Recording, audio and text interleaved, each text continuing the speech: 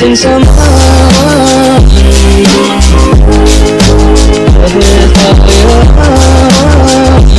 Hello everybody. Today you're back with your girl Faith, and today I'm bringing to you guys my first episode of my visual podcast named In Conclusion. And on this podcast I'm going to talk about a lot of things such as, mental health. I like murder mysteries, so murder mysteries and, just stuff going on in the world, and just a whole lot of everything. And as you guys can see, I'm taking this pretty serious. I got a little mic.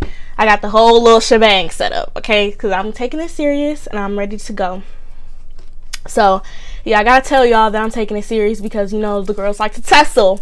The girls like to tussle with me because I'll come back on YouTube for a day and then go missing for 6 years. I'm sorry. But yeah, so anyways, I have with me my iced coffee, and I'm so obsessed with it. I've been making it from home lately. It saves you a lot of money and it's just good. And yeah, so I usually use the Starbucks iced vanilla latte or iced vanilla espresso latte, something like that. And I get it from Target, and then I mix the French vanilla creamer, and then I get the tortellini, I think that's how you pronounce it, little syrup. I do the vanilla syrup and I put it all together, put some caramel drizzle, the whole deal. Okay, it's so good.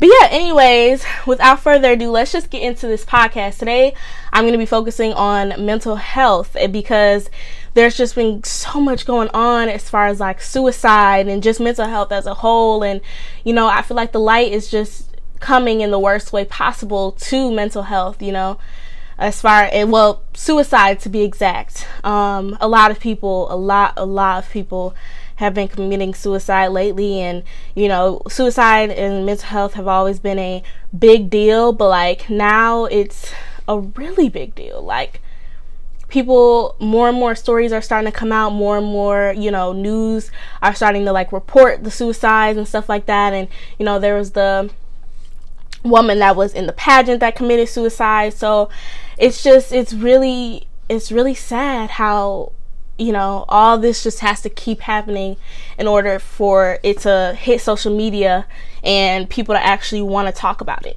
So yeah, but we're gonna get into all that, but first I want to use my prayer cards. These are it. I got them from Five Below. They're amazing. But yeah, before each episode starts, I want to read one of these with you guys. So if you don't believe in God, or if you don't believe in Christ, Jesus, you can just skip this. It's okay. But for all of my God-fearing women and men out there, this one is for you. Alright, so I shuffled them up. Let's read it. But you will receive power when the Holy Spirit has come upon you, and you will be my witness in Jerusalem and in all of Judah and Samaria and to the end of earth. Acts 1:8. That is our prayer card / like spiritual card for the day. So yeah, let's get into the mental health tea, because this one's probably going to be like a 30-minute episode, simply because I have a lot to talk about, and even some personal stuff with me that I've had mentally going on, and just some experiences where I've been, what I've been doing, and just all that. Like, I'm here to spill all the tea because I'm tired of, there's a stigma in Black families, and everybody knows this, that, keeping quiet is the best way to go about things. And, mental health is just so, it's looked at as like a joke, like, oh, you crazy, or oh, you need to go to psych ward and all this other stuff, when really it's just like, it's not even supposed to be that way. It's just taken as a joke. It's not taken seriously. And oftentimes Black parents will tell you, oh, don't tell nobody that you're depressed, or oh, don't tell nobody that you feel like this and that, or don't tell nobody that you feel suicidal, because they're gonna think you crazy. When really, like, especially like me now, I'm gonna use my platform to spread awareness and, you know, really open up and show y'all that, you know, everybody goes through something and it's okay to talk about it. Because I felt like for years it was just so wrong for me to be like, oh, I'm depressed, or oh yeah, I deal with these types of things to my friends and stuff like that. Like, I always felt like, oh, well, they're gonna look at me like this girl needs to go to the psych ward, because, you know, that's like the stigma. And it's insane. It really is. So, yeah. Okay. I actually did, you know, make a little cut in this video because, you know, I'm new to this podcasting thing. So I needed to make sure that you guys were able to see me and what I'm doing and all that good stuff. But yeah, so, okay, first things first. So, starting off, I actually have some facts for you guys. So, in 2020, there were 45,799 recorded suicides. So, meaning people that, you know, obviously their cause of death was suicide and stuff like that, cases that were actually reported. And it was up from 42,773 in 2014. Like, that's a big gap. Like, it doesn't seem like a big gap. Oh, 42, oh, up to 45. But that's so many lives, like, gone. And it's so sad. And, you know, mental health, it's a hard thing to grasp when you're not really educated on what you go through. And I feel like it's especially hard for people who are diagnosed with multiple things, because then it just feels like, oh, I'm going to the doctor, and it just feels like just another thing, I'm struggling with. And then you become way more aware of it, and then you become self-conscious, and it just leads to a lot. And, you know, it really sucks that the media has made mental health just seem like it's just a trend. And, you know, now all of a sudden everybody is depressed when really they're just sad, or everybody has anxiety. And that is true. Everybody has anxiety, but not everybody has severe cases of anxiety, social anxiety, all this, you know, all the nooks and crannies of each mental illness. Not to, like, dishonor anybody who deals with something, but there's, like, levels to it. And I feel like, you know, some people, they're just like, they don't take it serious. Panic attacks, all that. Like, now I guess everybody deals with it. So yeah, and that's one of the things I don't like is, you know, just the fact that mental health terms are just thrown all over the place all the time and misused. Narcissism is misused. I talked about it in my last video. What it is and stuff like that, but that's misused. Depression is way misused. Knowing the difference between depression and sadness and all that. And then what else? PTSD is very misconstrued. And OCD, oh my gosh, I think OCD is probably in my top 3, probably in the world's top 3 of, you know, people who misdiagnose themselves with OCD. They think OCD is just, oh, I gotta have everything neat and clean.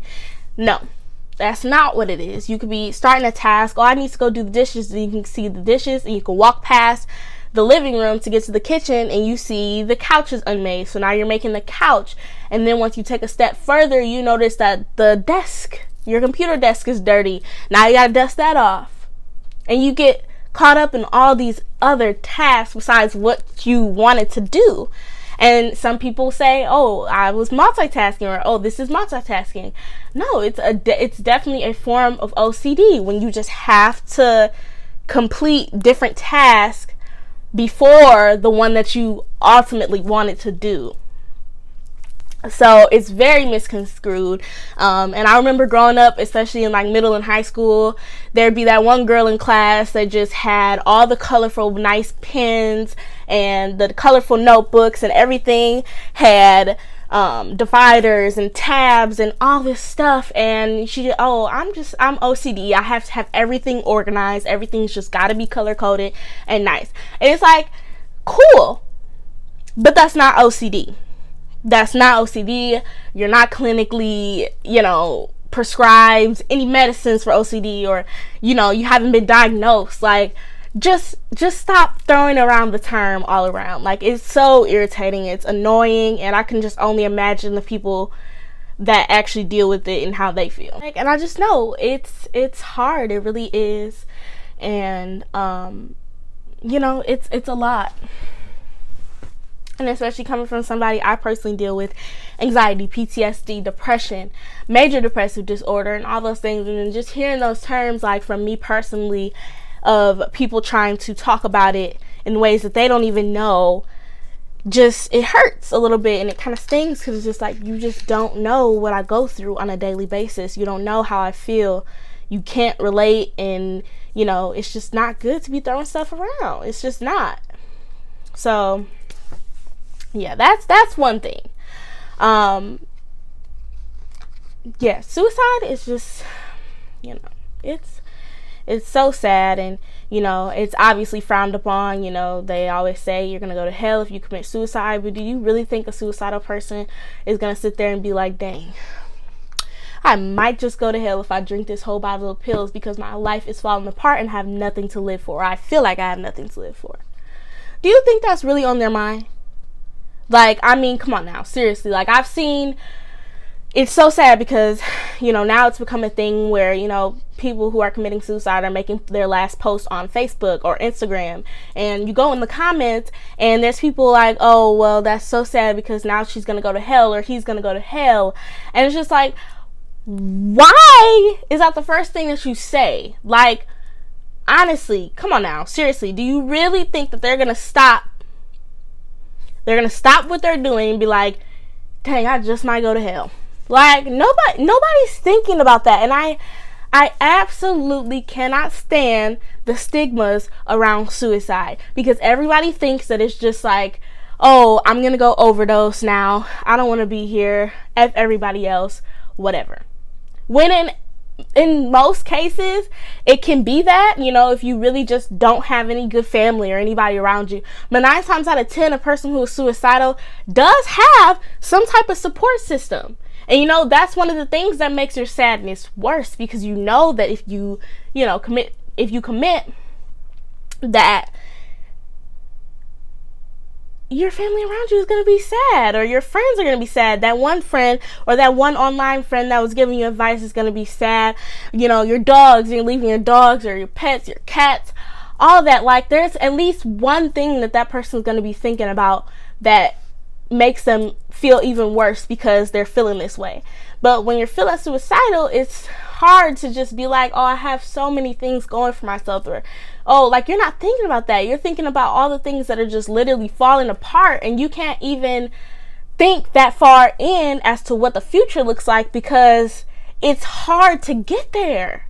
Like, it's so hard to get there. Like, you gotta wanna get there first in order to think about that stuff. So that's always a stigma. Oh, you had so much going for yourself, or, oh, you were supposed to do this, or, oh, she was supposed to have this and that and this and that. But that's not the point. That is not the point. This is a real thing that we're dealing with, and it's a big thing. And I'm really tired of the stigmas around it. Like, seriously, because it's a big deal, and people do not understand unless you have tried to commit on your own. You do not know. You don't understand. You don't know what goes into somebody's head. You just don't know. So that's why I think people just need to stop even commenting those things and stuff like that, because they don't make sense, and you don't know, so just don't speak on it. Say rest in peace, say your condolences, and move on. Don't put in your 2 cents, because we're only accepting credit cards, baby. Like, at this point, and you can tell I'm passionate about these things because I've went through it all. And I'm only 19. I'm only 19 years old, and I've went through so much mentally, to the point where it's just like, okay, now I'm grown. I need to use my platform, build a platform to really advocate for mental health and really bring awareness and really talk about what people don't want to talk about or what people don't want to say because they're afraid to say it. That's not how I am over here. I'm bold because this is one thing that I will go to bat for any day, all day.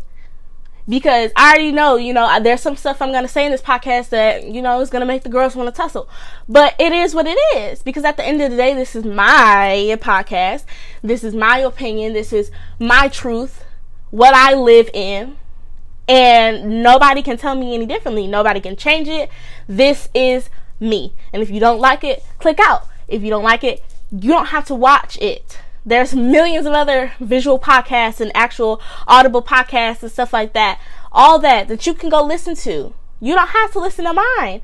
But if you're here for a reason. So, simple as that. I know there's going to be some stuff that I say, in all of my podcasts where, it's going to be people from high school or middle school, girls that just didn't like me, that I'm like, oh, this girl, oh, this is tea. This is real tea. Like, she was really doing this or she was really dealing with that. And then karma's going to snatch that right up. So it's okay.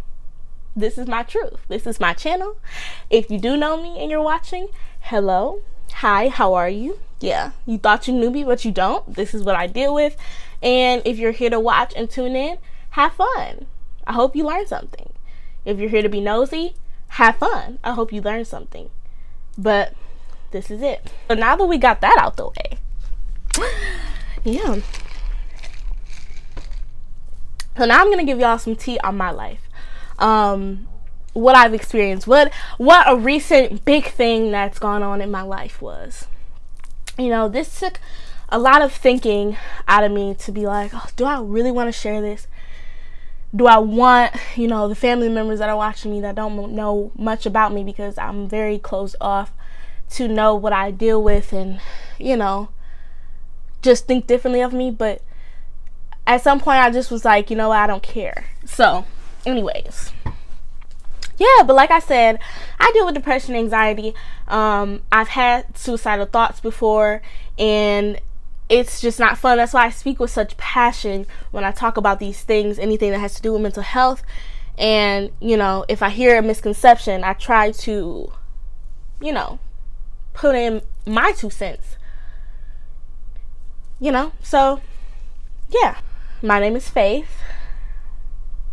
And I deal with depression, anxiety, suicidal ideations, PTSD, major depressive disorder, and the list goes on. So these are my things that I deal with, and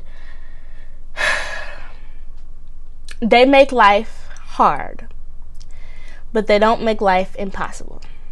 And, that's what I've grown to learn with the experience that I'm about to tell you guys about. So about 2 or 3 weeks ago, I don't remember exactly when, I had an altercation, and it really just made me just think about life in general and how much I just didn't want to be here. And I felt like everything was just falling apart right in front of my eyes. My relationships with people, my mental state, my head, my thoughts, everything. I can't sleep. I couldn't sleep, still can't sleep, but I'm working on it. Couldn't sleep, didn't want to eat, nothing. Like, couldn't enjoy anything. And I'm like, okay, at this point, if I can't enjoy anything, then why even be here? So with that, I'm not going to give the full details of the story, simply because, I don't want to trigger anybody. I don't want to give anybody any ideas, nothing like that. So fast forward, I did end up going into a psychiatric unit. But I was in the outpatient program for about 3 days. So that means I was going in there from 9 to 3. Yeah, from 9 to 3 I was going in there.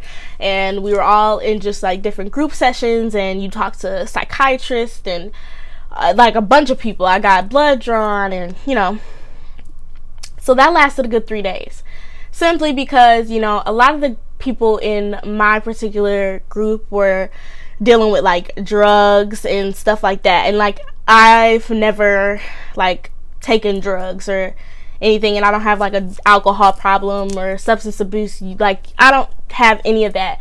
And that's what most of my class was, like my group was. So really the coping mechanisms that were being offered out to them and recommended and stuff like that weren't really for me, because I couldn't relate to any of them. Like, I simply was there because I just didn't want to be here anymore, and I knew that I needed help. So I built up the courage, and I went ahead and asked for more intensive care. I came home, I told my parents, I'm like, hey, I'm not getting better, and I think I need to stay somewhere and see what the inpatient program teaches me. I went in there kind of blind. I didn't know what it was going to be like. You know, you only see it in the movies, so there you go. But you only see it in the movies, and I'm just like, I don't know what this is going to be, but I packed my bag, and I said, just let's go. So they brought me, and, you know, the whole, like, intake took about like 3 hours, so I had to see a psychiatrist and case managers and so many people before they can even admit you into a psychiatric unit. So once all that was finished, they gave me the decision, you know, of being admitted, because they felt like I should have. So I'm like, yeah, that's kind of what I came for, so let's do it. Now, mind you, this isn't everybody's story. This is my story. So a lot of people, you know, I've seen some story times on YouTube where people were involuntary. So they were dragged there, or, you know, forced to go there. I wasn't forced. Nobody told me to do it. I did it for myself, because I knew if I want to be here and if I want to live for something, then I got to get help. And that has to be one of my biggest pieces of advice to you guys, is if you know you're going through something, please, if you really want to be here and you have even just a little bit of hope, please get help. Please. So, you know, I did that. And so when I was admitted, it was hard, because everything is basically like stripped away from you. So you can't have a phone. There's no phone. I didn't have a phone for a week. Nothing. Like, you literally got to keep your books. If you brought books, you got 3 outfits that you could keep. The rest had to go and be like locked away, and you couldn't have them. So you get to pick out 3 outfits that you alternate against, and they wash the clothes and stuff like that. And then you literally can't have anything in your room. So my room was literally just the bed, the bathroom, and the bed was hard as a rock. Like, it was just, I still have like back and neck pain right now, like, still just from that, because I literally, it was so uncomfortable. So yeah, but the bed is hard, and, you know, there's no window in your room. There is a window, but it's like boarded up, so you can't see outside of it, and there's like curtains covering it. So like, I remember I walked over to the window, so I'm like, oh, we get a little sunlight, okay. And I opened it up, and lo and behold, it was like bolted. Like, what's the point? So then I go to the bathroom, and the bathroom, instead of a door, had like a curtain. So you'd open the curtain, and there'd be the toilet and the sink, and the sink was one of those like push little sinks. And then there was a shower that was open. You know, no shower curtains. You ain't get no shower curtains. It was open, okay? Nothing to hang your towel on. Nothing. So, and then there was obviously no locks on the doors. So you only had one door, and that was your room door, and there was no lock. And then I had like a little like shelf system where I put my 3 outfits, and then you also get a desk, and I put down my Bible, and then I had 2 other books. I had a journal, and then I had a book. But I didn't start writing in the journal until a couple of days in, because we weren't allowed to have pens or pencils unless you were sitting out in the like open in front of them. Didn't want to do that, so I didn't write for a couple of days. But then they finally let me have like a washable marker, so, you know, that was cool. Got me a little writing in. But yeah, so that was literally all I had. You didn't get to keep your feminine products in your room. They were locked away. And every morning I remember waking up and I would always, they would come in, do your vitals, and then I would ask like who was my doctor for the morning, and then I would go see her and I'd be like, can I have my hygiene bag please? And then they'd be like, okay, just give me 1 second. They go in the room, unlock the door, bring out your bag. They'd have to go through whatever like duffel bag or suitcase you brought, and they brought me my bag, and it had like my body wash and all that good stuff in there. You couldn't have like perfume or anything like that, so you literally had the basic necessities.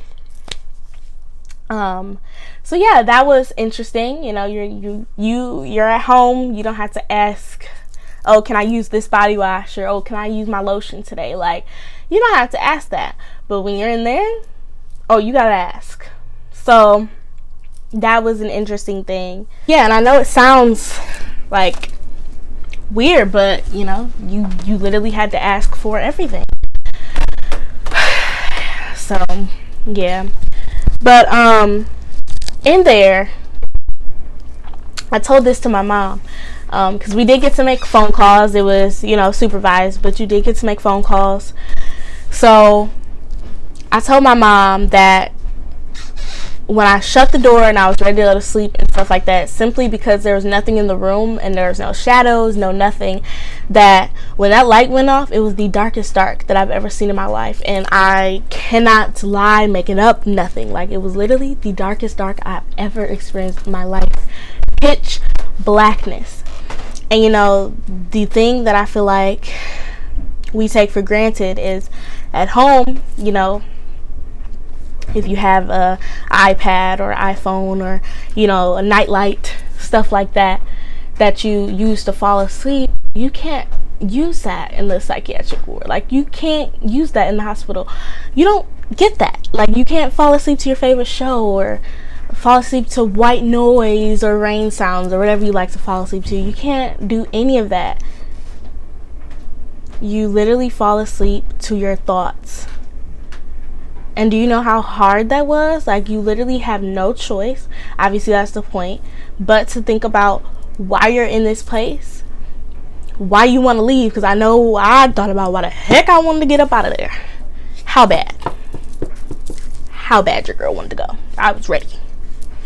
It was all cool at first, but then, the day before I actually, asked to leave was my final straw. So yeah, but that's without further ado. So anyways, you literally were stuck there with your thoughts, and I was thinking to myself, and I'm like, I remember one of my psychiatrists told me, they were like, you think about all these things in such a negative way and stuff like that, but you're strong, you can control your mind. And I never thought about that until he told me.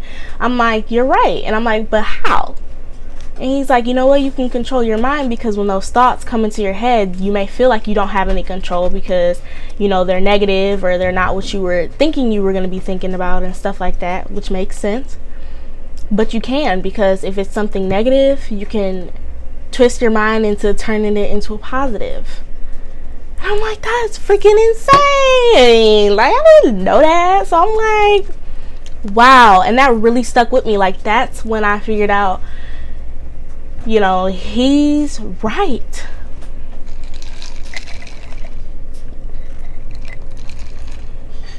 He is right. Okay. I'm sorry, y'all. I actually got a phone call. But, so anyways, where was I even at?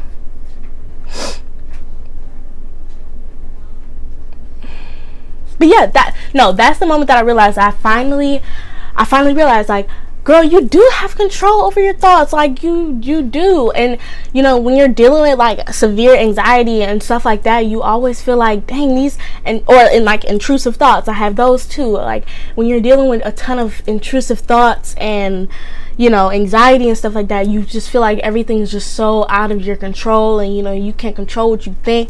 You can't control your intrusive thoughts. Why do I think like this? Why this? Why that?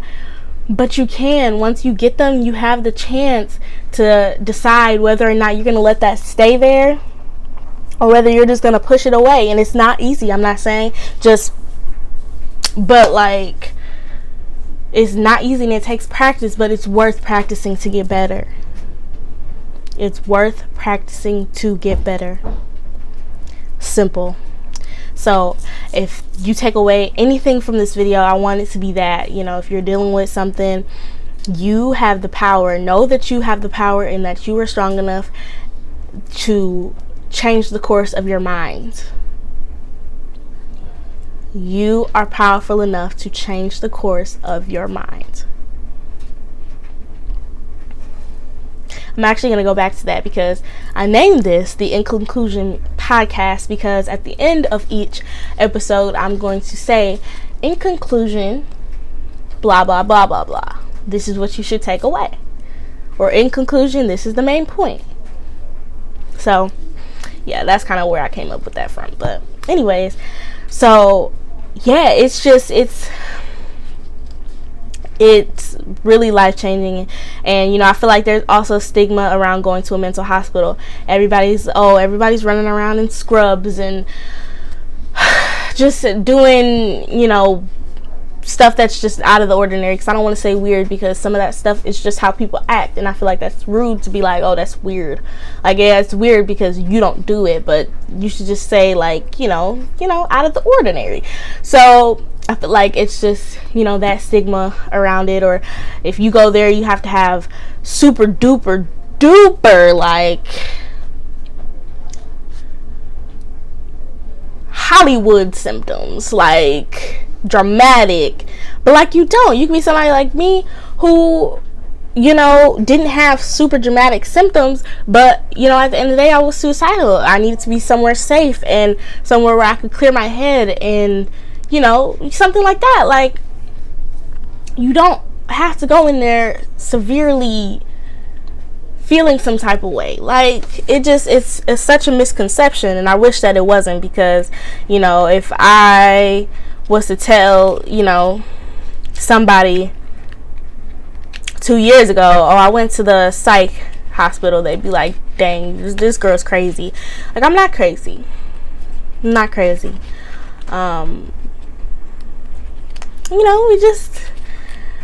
all have issues, and we all have things that we need to work on, and different things we're trying to fight in life. And everybody has some anxiety. Everybody has bad days and stuff that they're dealing with, but you just gotta learn how to cope. And I think that was one of the hardest parts for me, was believing that the coping skills would work, but then I also had to school myself, like, girl, how you think the coping skills don't work and you ain't even tried it yet? You don't even know if breathing and counting to 1, 2, 3 is gonna help you. You don't even know. You didn't try it. So it's just like small things like that, where we're such in a negative space, to the point where everything just seems like, like nothing's gonna work. Okay, well, if nothing's gonna work, then why'd you try to get help? Why are you talking to me? Why are you trying to go see a therapist? Why are you trying to do this? Why are you trying to do that? If you think nothing's gonna help, if you had the mindset that nothing was gonna help, then you're gonna try to go get help. So one of the hardest parts for me was accepting that progress was going to take time. And I think, especially with mental illnesses, you think, I just don't want to be depressed anymore. Like, I'm done. I'm over it. I'm tired of having panic attacks. I'm tired of dealing with anxiety. I'm tired of being socially awkward. I'm tired of being bipolar. All that. You just want it gone. Like, you think, oh, I'm gonna go see a therapist and we're just gonna clear this up. I just want to be diagnosed and we're gonna be done. But that's not how it works. You get diagnosed. You have follow-up appointments to talk, and you learn your coping skills. And you practice your coping skills. And it could take you the whole rest of your life to completely feel at peace with your mental illness, but it's worth the shot at the end of the day, because there is something to live for. And as much as, coming from somebody who was, who is a survivor, there is something to live for. And you don't know until you're in a place where you're dealing with something. You just never know. And I I just want you guys to know that there's something to live for. There's somebody out here that will help you, and you have the power. You are strong enough to change the course of your mind. I'm not telling you to be positive every day and wake up with a smile on your face, but if you feel like you want to, do it. Do the best that you can to get yourself the help that you need. Even if that means, doing what I did, checking yourself in. I didn't feel crazy checking myself in. I felt like somebody who knew they needed help and knew that the only way they were going to get it was by going to the hospital and being under somebody's care and watch 24 hours. Like, that is the only way that was going to help me, or what was going to help me. So, it doesn't even have to be as extreme as that. Like, if there's other stuff that you think is going to help you, just try. Everything is worth a try. Every breath is worth taking. Every morning is worth getting out of the bed and doing something with yourself, because the more you stay in the bed, the more you're going to think, and the more your mind is just going to take over. And I already know your mind is filled with negative thoughts, and then you're just going to be thinking about that, sitting in your room all day, and then your room doesn't even become your safe place anymore. And you can argue, oh, my room is my safe space because this is where I think the most, and this is where I experience the most, and this is where I go when I'm depressed or when I'm sad. But then that becomes your sad room. That becomes your depressed room. That's not really a safe space for you, because you're not safe in there. That's not a safe space. You're not calm. This is just the room you go to overthink and be depressed and be sad, and all that energy is just locked in your room. Get out of your room. And like I'm saying, it's so hard. I'm not here to tell you guys it's easy. It's so hard. I'm not here to tell you guys it's easy. I'm only here to tell you guys it's possible. So that is my first episode of In Conclusion podcast. I really hope you guys enjoyed. It took a lot for me to even want to, expose myself, like really tell my story. But I feel like this is important, and something that needed to be talked about. And I feel like I definitely covered some of the things that I wanted to cover. Obviously there's going to be many more episodes about mental health and different experiences I've had and stuff like that. But this is just a little, little taste, a little dip in the water of what this podcast is going to be all about. So in conclusion, you can steer your mind the way that you want it to go. You are in control. You have the wheel. Nobody is telling you to do anything other than what you need to do. You have control over your mind, your body, your soul, all of that. And anything is possible if you just try. And if you're feeling suicidal, call the hotline. Call 911. Call your primary doctor. Call somebody and tell somebody, because that's not something that you should be experiencing by yourself. Because you're already in a bad state. You can't help yourself. Everybody needs somebody, and that's another thing. In conclusion, everybody needs somebody. Whether that's a friend, whether that's a psychiatrist, whether that's a doctor you trust, whether that's a parent you trust, whether that's an auntie, uncle, brother, cousin, sister, anybody. Everybody needs somebody. Because if we didn't have somebody, we'd be way too much in our heads. We'd probably explode. I know I would. So, hey. But that's it. I hope you guys all enjoyed. I love you all so much. Like, comment, subscribe, and I will see you guys on the next episode. I'm going to try to be consistent as far as my days. I'm not sure if I want to upload on Mondays or if I want to upload every Friday. But we're just going to see. Thank you guys.